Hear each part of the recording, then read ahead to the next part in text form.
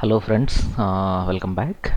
So ఈ particular లెసన్లో మనము ర్యాప్ ఇమేజ్ గురించి తెలుసుకోబోతున్నాం. సో కానీ ప్రీవియస్ లెసన్లో మనం చూసిన ఇది ఏంటి అంటే నేను ఆ స్క్రీన్ ఒకసారి ఓపెన్ చేస్తాను, మీకు ప్రాబబ్లీ బెటర్ ఐడియా వస్తుంది. ర్యాప్డ్ ఇమేజ్ ఇది ర్యాప్ టెక్స్ట్ ఇది. సో ఇది ప్రీవియస్ లెసన్ నేను ఆల్రెడీ అప్లోడ్ చేసింది. సో ఇక్కడ ఏంటంటే మీకు ఈ ర్యాప్ అనేది టెక్స్ట్కి ఎలా అప్లై చేయాలి అనే దాని గురించి ఈ లెసన్ నేను ఆల్రెడీ అప్లోడ్ చేశాను. ఇది థర్డ్ లెసన్. బట్ ఇదేంటంటే ఇది ఒక ఇమేజే, ఇది అలాగే పెడుతున్నాను నేను. ఇక్కడ మీరు చూసారంటే ఇది ఒరిజినల్ ఇమేజే, ఇది ర్యాప్ చేసిన ఇమేజే. ఇది కూడా మీకు ర్యాప్ చేసిన ఆర్క్, ఇది సేమ్ ర్యాప్ చేసింది. యాక్చువల్గా మీకు ఒరిజినల్ వచ్చి ఇలా ఉంది ఇమేజ్, ఓకేనా. లైక్ ఒక బాటిల్ చుట్టూ ర్యాప్ చేయాలి, లేదంటే ఒక ఎనీ 3 డైమెన్షనల్ ఆబ్జెక్ట్ చుట్టూ ఒక ఫోటోగ్రాఫ్ని ర్యాప్ చేయాలి అన్నప్పుడు ఈ ఆప్షన్స్ మీకు చాలా యూజ్ అవుతాయి. కాబట్టి సో ఈ లెసన్ మనం ప్లాన్ చేశాను బేసిక్గా. సో ఈ పర్టికులర్ వీడియో వెళ్ళే ముందు మీకు సింపుల్గా ఒకే ఒక పాయింట్ మీరు గుర్తుపెట్టుకోవాలి. సో ఈ ర్యాప్ అనేది 2 డిఫరెంట్ టైప్స్ ఉంటుంది. ఇమేజెస్ పైన అప్లై చేయాలి అన్నప్పుడు ఎడిట్లో ఉన్న ర్యాప్ యూజ్ చేయాలి. అదే టెక్స్ట్ పైన యూజ్ చేయాలన్నప్పుడు ఈ ఆప్షన్ యూజ్ చేయాలి. సే ఫర్ ఎగ్జాంపుల్ నేను ఇక్కడ ఇది టైప్ చేశాను. ఈ టెక్స్ట్ టూల్ మీద క్లిక్ చేసినప్పుడు ఈ ర్యాప్ అనేది ఓన్లీ టెక్స్ట్కి అప్లై అవుతుంది. ఇక్కడ చూడండి మీకు ఆప్షన్స్ ఎన్ని ఉన్నాయో, సేమ్ ఆప్షన్స్ ఉన్నాయి. కానీ ఈ ఆప్షన్స్ నేను ఒక పిక్చర్ తీసుకొని అప్లై చేయాలని ట్రై చేస్తే ఇట్ వోంట్ వర్క్. సో ఒకసారి చూద్దాం మనం.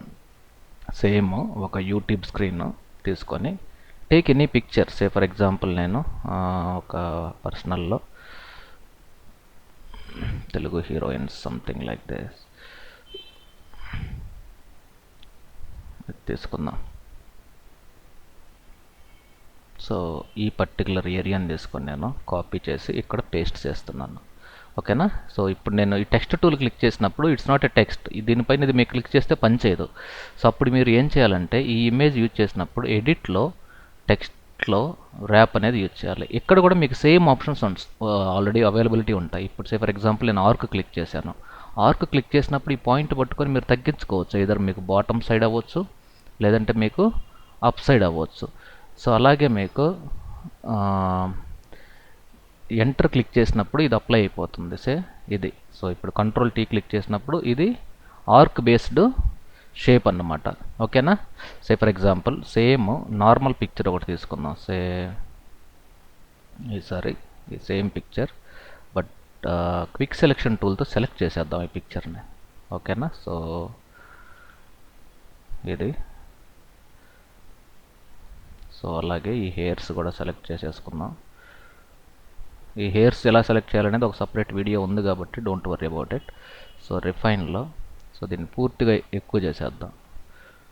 సో ఫైన్, ఇది స్మూత్, ఇది కొంచెం ఫెదర్ ఇచ్చి ఒక న్యూ డాక్యుమెంట్ అంటే న్యూ డాక్యుమెంట్లీ క్రియేట్ అవుతుంది ఇది, ఓకేనా. ఇది మన ఒరిజినల్ క్లోజ్ చేసేద్దాం.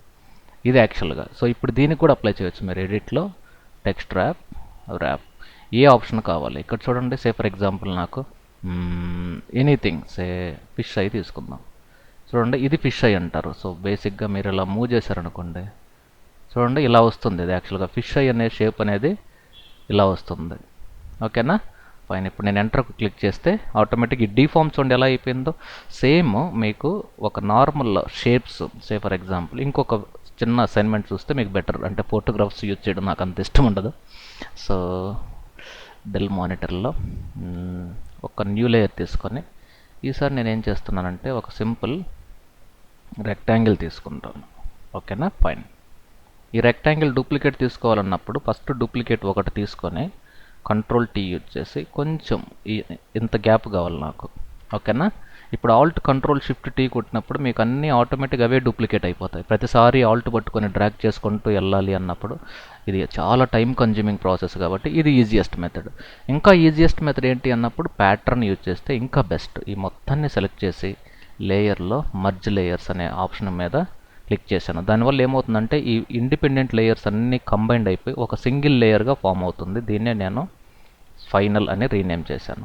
ఇప్పుడు అప్లై చేద్దామా ఒకసారి. సేమ్ ఆప్షన్ ఎడిట్లో ర్యాప్లో ఏ ఆప్షన్ కావాలి. ఇక్కడ చూడండి. సే ఫర్ ఎగ్జాంపుల్ నాకు ఆర్క్ కావాలి.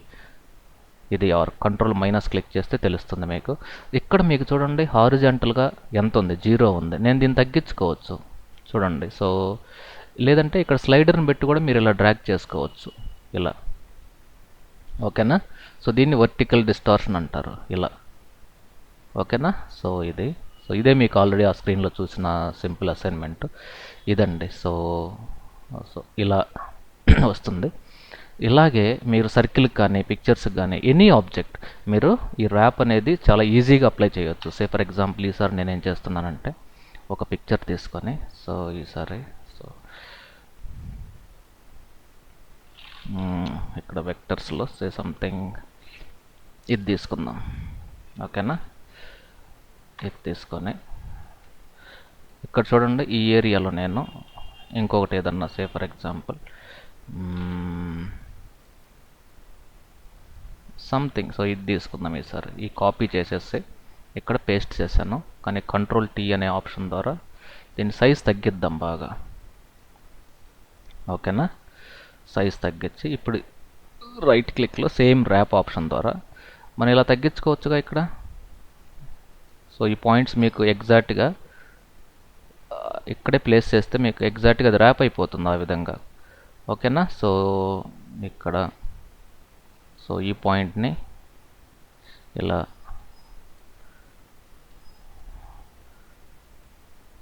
ఈ పాయింట్స్ని పట్టుకొని స్లోగా చేయాలి, but it time consuming process. ఓకేనా. చూడండి ఇది ఇలా ఎగ్జాక్ట్గా ర్యాప్ అయిపోతుంది, బట్ కొంచెం పాయింట్స్ జాగ్రత్తగా హోల్డ్ చేసుకుంటూ డ్రాగ్ చేయాలి మీరు. అది మేజర్గా ఇక్కడ మీకు కావాల్సింది. ఇక్కడ ప్లేస్ చేస్తున్నాను. ఈ హ్యాండిల్తో ఈ బీజియర్ హ్యాండిల్స్ అనేవి మీకు ఆల్రెడీ మనం డిస్కస్ చేసామన్నమాట పెన్ టూల్ యూజ్ చేసినప్పుడు. పెన్ టూల్స్లో వర్కింగ్ విత్ బీజియర్స్ అనే లెసన్లో మనం చూసాం అది. సో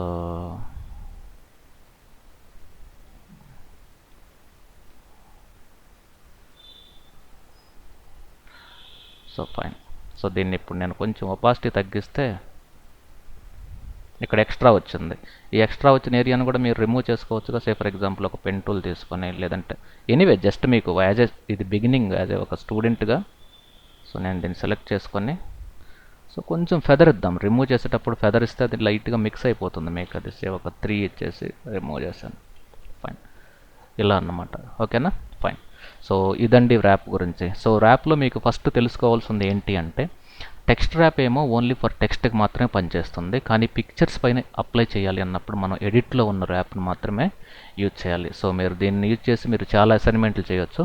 ఎనీవే మీకు బేసిక్ ఓవరాల్ లాజిక్ అయితే మీకు అర్థమైపోయింది కాబట్టి, బట్ మీరు దానిపైన కొంచెం ఎక్స్పెరిమెంట్ చేశారంటే డెఫినెట్గా మీకు you can get many ideas. ఓకేనా. So thank you very much. Stay tune.